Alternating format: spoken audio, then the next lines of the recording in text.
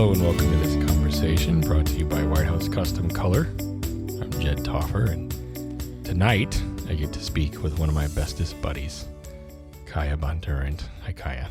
Hi, Jed. Here we are again. In person, though. This is fantastic. Yes, we've attempted this via the interwebs, and it's much better to have this conversation in particular, I think, in person, right? Absolutely. I think it's super important, and it's delicate, and I think it's a big deal. So in person is better. Yeah. Anytime you have to have a serious conversation with someone, in person is the best way to do it. Yeah, now you've given it away that it's also serious. Well, I thought you said delicate. We'll get all of our laughter out at the beginning. Okay. Don't be funny. So, right. So tell me a little bit about you. Let's do the background thing. Oh, I like that. I know, okay. Yeah. I am a woman photographer, and I have been a portrait photographer for the last 20 years. Mm-hmm. I have a degree in elementary education and secondary Spanish education, and I never did actually work as a teacher. So I went straight into family business as a photographer. Mm-hmm. And I didn't ever think that's what I was going to do. I thought I was going to be a missionary or a stay-at-home mom or something like that. I didn't actually really want to be a teacher. I just got a degree so that I could get a job if I needed one. Right. And I loved Spanish. Right. So I kind of walked into the family business and then became a photographer. But it's a perfect job for my personality. Like, at what point were you like, I want to be a photographer? So I went to a class that was like a week-long class, and the photographer that was teaching it was, really well-known photographer, Larry Peters. Mm-hmm. And I looked around the class, and there were photographers with like suspenders and socks and sandals, and I was like, oh, well, I can be a photographer if these guys can be photographers. The suspenders and the socks and sandals were all you needed. I was like, this is it. I can do this. And so I came back. My mom was the owner of the photography studio. And I came back and I said, I think I can be a photographer. And so she handed me a camera. And then we were film. And a week later, when we got all the film back, she handed me a light meter so that I would expose all the pictures correctly. Right. And then booked me full, and I have been a full-time photographer ever since. And the rest is history. The rest is history, yep. Oh, wow. Some of that I did not know. Your topic is something else. I don't know if it's really that crazy. I think it's just the fact that I said it. That was surprising. Okay, yeah. But this is twofold. It's important to note. Yes, absolutely. That it is twofold. So what would you title this? Well, so when you asked me about doing a podcast, I had just come from a meeting of photographers, some of the most successful photographers in the Midwest, mm-hmm. and really around the country. And I was looking around the room, and I was noticing, the demographics of who was there, and I made some personal observations. So you said, hey, I want to do a podcast with you. And I said, well, I have a great thing that I want to talk about, because I don't know if anyone's really talking about it from the angle that I'm viewing it. Mm-hmm. And I said, I think, I was kind of joking, but I said how women are ruining the photography industry. Mm-hmm. And you were like, oh, tell me more. Yeah. And I think, so our podcast title would be How Women Are Ruining the Photography Industry and How Women Are Saving the Photography Industry. Right. So I think we want to come at it from both angles, mm-hmm. because my message to photographers is a message of hope. And a lot of times when photographers have been in the industry a really long time, 20 years or more, all the changes in technology, all the changes in trends and how people buy and what they're buying make people feel really hopeless. They don't know how they can keep up and that type of thing. Right. But then on the other hand, people who are just starting in the industry are seeing it more as a hobby or something that they can't actually make money at. They don't know how to place the value in it. And so for them, they don't see how they can do something that they love full time. And so there's not hope on that side. So you see you see like hopelessness on both ends. I do. Right. Absolutely. I think when an industry really sees a big change, a lot of people just don't know how to handle those changes and don't know how to get a good grip on it. And don't you feel like our industry has seen like 1,000 of them? I think every industry has seen 1,000 of them. I mean, I lost my iPhone, which, the phone industry has had a big change. Yep. Technology in general. Sure. In an Uber yesterday. Right. And so I got it back. Praise the Lord. Mm-hmm. But I mean, those are two examples of industries that have seen a huge change. I mean, 20 years ago, I had a little flip phone, and before, 5 years before that, I didn't even have a phone. Right. And we certainly didn't consider what it would be like to have super high powerful computers that had access to the World Wide Web. Yeah. And every piece of data known to man in our hands. Yeah. Yeah, right. Absolutely. But photography is not going to go away. And people's love of images of themselves and images of their loved ones is going to just be more and more valuable and powerful. Mm-hmm. And people will always pay for a product that they value. Okay. So figuring out what that product is and putting a value on it is great. But the topic of this is about women's role in this. So women specifically. Well, I think the reason that I really observed it is because I'm a woman. Mm-hmm. And when I first started in the photography industry 20 years ago, there weren't that many women in the industry at all. Yeah, a lot of fellas. A lot of guys, because it was very technological. Mm-hmm. And so the cameras were big and heavy, and you had to know, it was just more of a technical. It was a very technical business at that time. Right. And what people wanted was something that was, more, it took technical skill to, set the lights and to do all of those type of things. Mm-hmm. And there's been a huge shift in the photography industry. Right. Are we talking about where we're at? Yeah. Yeah. So we're at the national convention, the Professional Photographers Imaging USA. Mm-hmm. And I'm guessing the percentage of women is over 50% or well over. Like 75%? Probably. I mean, it's closer to that, sure. Yeah. And before, it was 5%. Yeah. Tremendous Absolutely. Shift. Yeah. Huge shift. Yeah. And so I see where women are having such an impact on the industry. And so I think that there's both the positives and the negatives. And I think for both men and women, knowing how to because there are great photographers of both genders, mm-hmm. and both men and women have great things to add to the industry. But I think there's some pitfalls that women can fall into that we need to be aware of. And then there are things that women are adding to the industry that are fantastic. So let's start with the pitfalls. Okay. Where are you at? What do you see? Well, when we were at that the meeting with those photographers, and I looked around the room, I'm 43, mm-hmm. and so I feel like I'm getting to the older side of things. And there were no young women at that meeting that had their own businesses. There were young women that had, come into the business through family members or something like that. Okay. But there were young men in their 20s who had started their own businesses and had successful photography businesses. Mm-hmm. And I know there are women out there, but just as a whole, I'm not aware of them as much within the industry. That have their own businesses. The young women that have successful photography businesses. Okay. I don't want to make a blanket statement that there aren't. Right.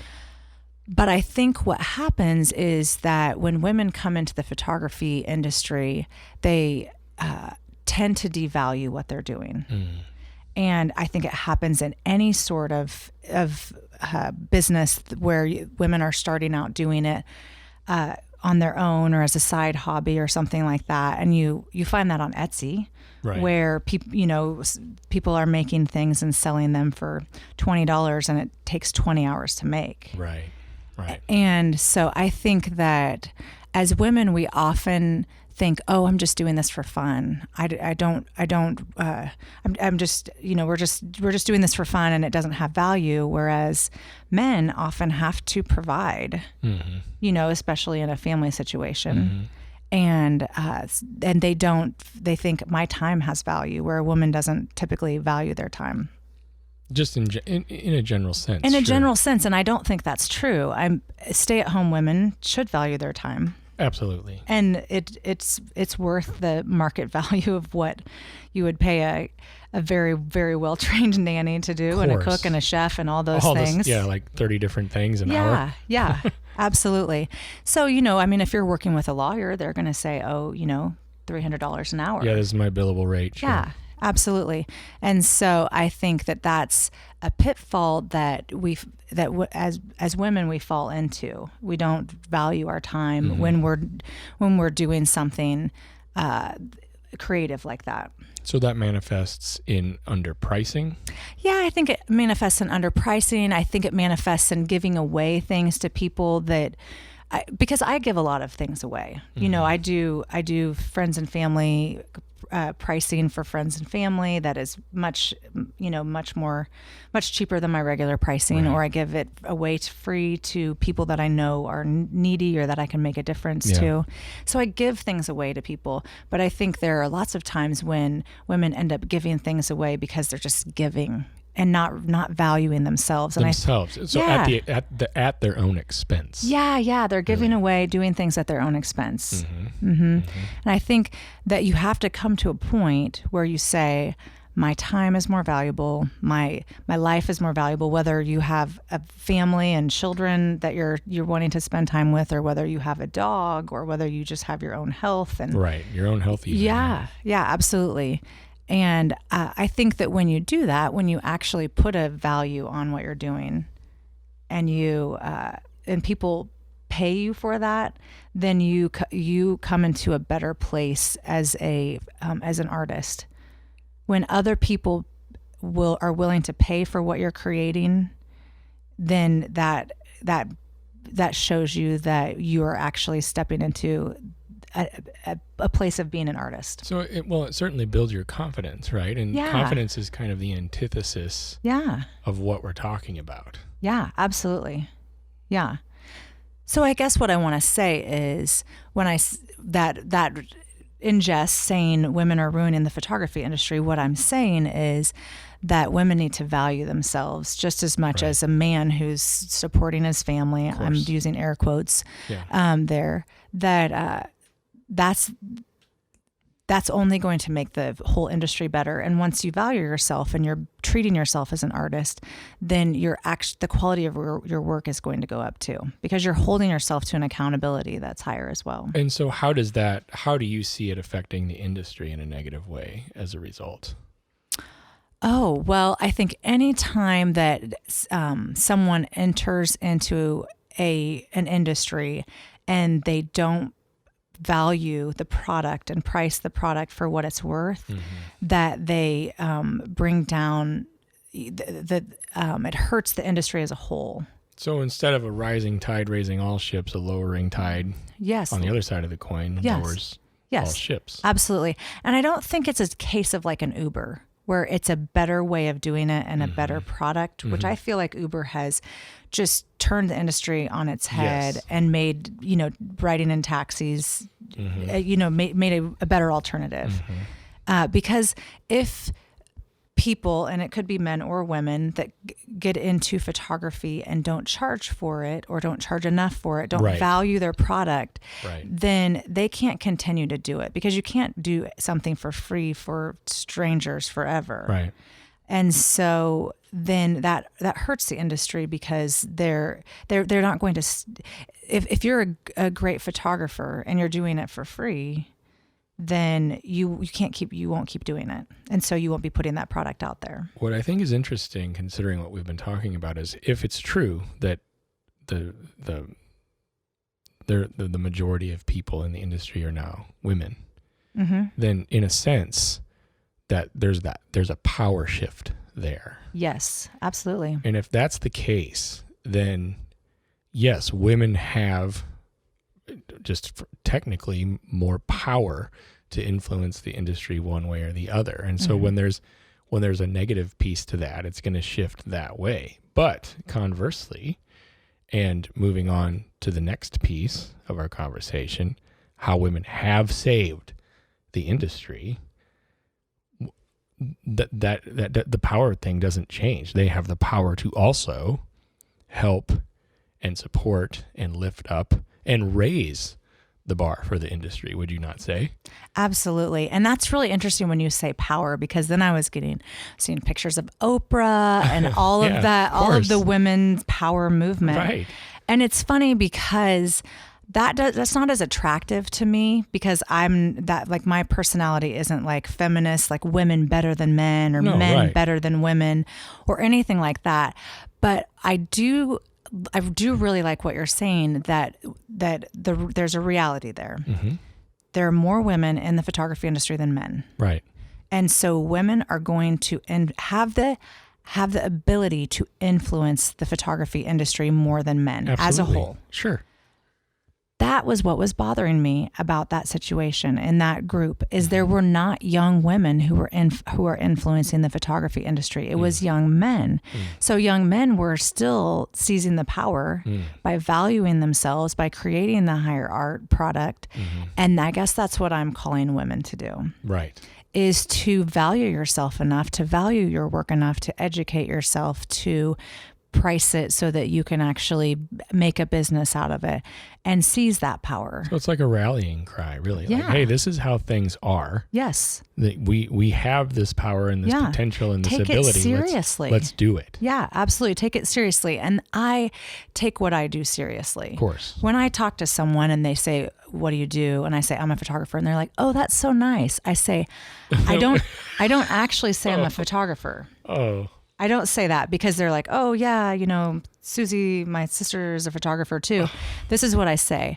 I say I'm a full-time professional portrait photographer. Mm-hmm. And at times I've supported our family all the way. And my husband's been a stay-at-home dad. Right. Now he's a pastor. Right. And so I take what I do seriously, and it's a job and it's a businose. It irks me a little bit. The reaction that you even were describing just irked me a little bit. It would really, really bother me. Yeah, because I don't want to be a hobbyist. Because you're not. No, I'm not. Right.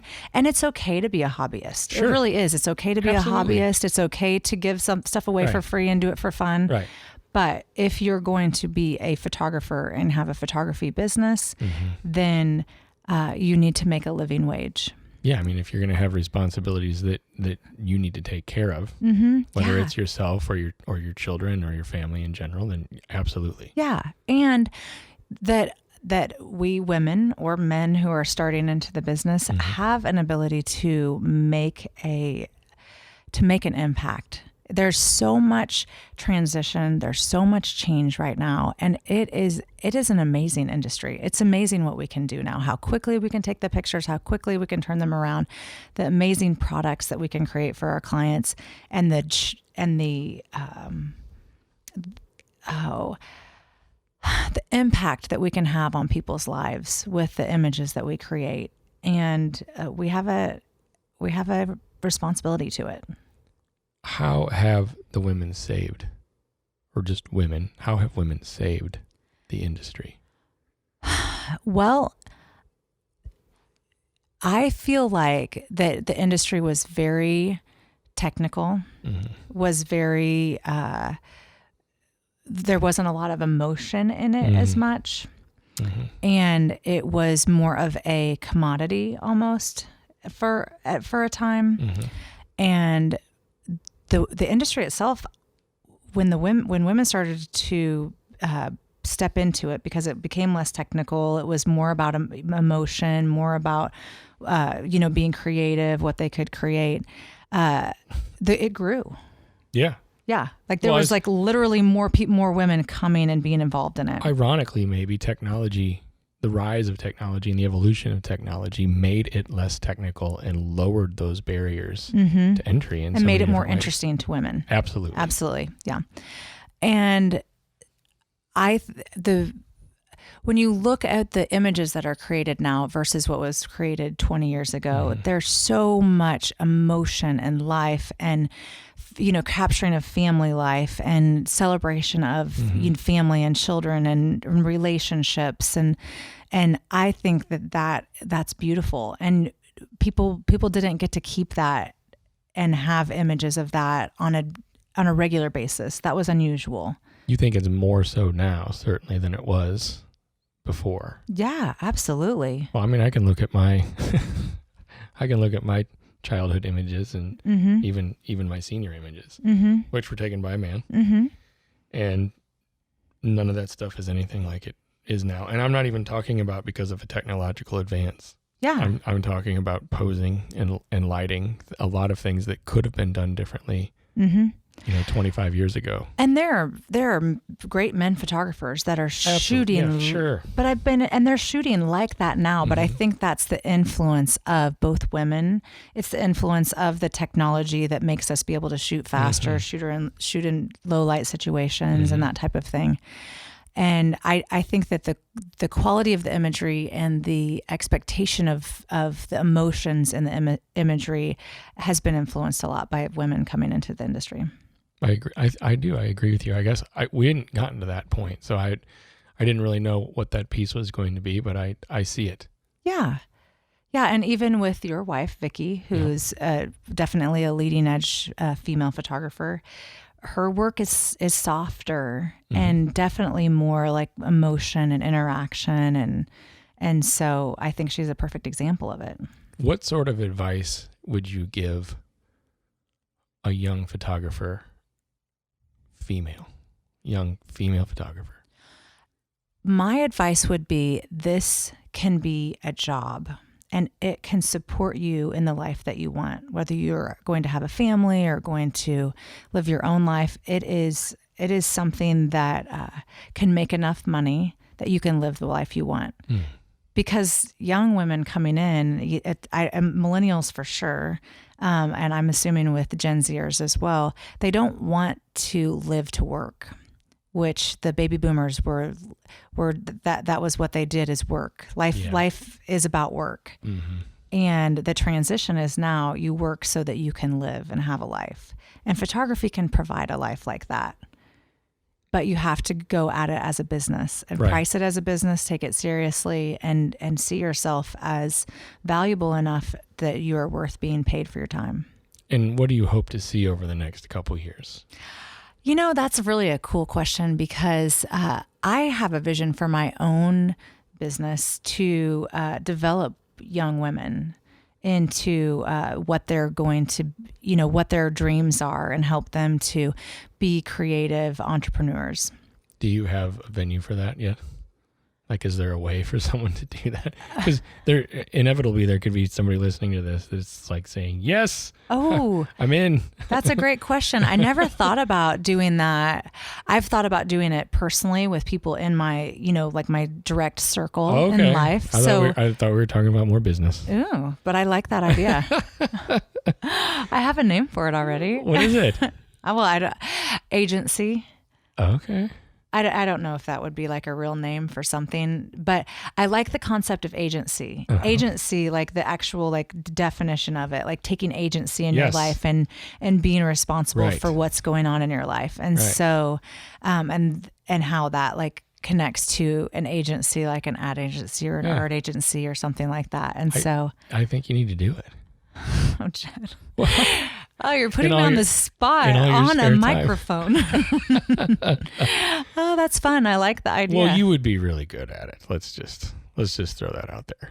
I like to help people this is become what they're supposed to become. Yes. Because I think we're all designed by our Creator to be something really special. And it's hard to step into that, because especially when you don't have confidence in yourself and you don't value yourself. Right. Okay. Well, I'll be waiting for the website to show up and all the resources to be available. I had no idea. Well, you just made that up right now, Jed. You're making me do this right now. Yeah, this is happening. I hope it does. Is there anything that you want people to know as far as like stuff that you offer or any direction that you have for people to go? If they want to know more about you and follow you, how can they do that even? Well, so Kaya Bondurant Mm-hmm. is my Instagram and my Facebook, personal Facebook. Style Muse Magazine is where we have our high school senior work, and that's an Instagram. And then Bondurant Studios is my business Facebook. Right. And so, and bondurantstudios.com. Right. So you can kind of tool around all that because Right. I have the stuff everywhere on all of those things. So Do you read emails? If someone sends you one, are you going to read it? the best way to connect with me would be to DM me on Instagram. On the Insta. At Kaya Bondurant. Yeah. Okay. Yeah. I do read emails, but I just don't answer them all the time. No wonder. Wait a minute. Well, that's very good to know. This is cool that you did this with me because I think this is a big deal, this topic, and I think you did a great job discussing it. Good. And my hope is that it resonates with a lot of people. Yeah. And really inspires them, and really for those that might be discouraged, that would have an effect on them to pull them out of that. You know. Yeah, absolutely. I feel like for men and women, Yes, either one. in our lives, we often become hopeless, and we wouldn't, label it like that. A lot of times we wouldn't want to own it, but the reality is we're like, what do I do next? I don't know if I can do this. I don't think people will really pay for this. I don't think I can, anyone values me enough for me to do this. Yeah. And the funny part is you can be super successful and then the next day feel that way. Right. Or the next project, you're like, oh, I can't post this image. No one will like it. Yeah. And so, I definitely want to give people hope. Okay. Well, we're going to be waiting for agency Oh, to pop out of the woodwork and Jed. blow us all away. I won't hold you to it. You got a couple other things going on, not to mention a fantastic husband and 4 beautiful kiddos. Thank you. They are fantastic. I agree. Thank you for your time. Thank you for this. I look forward to doing it again. Okay. Sounds good. Have a great night. You too.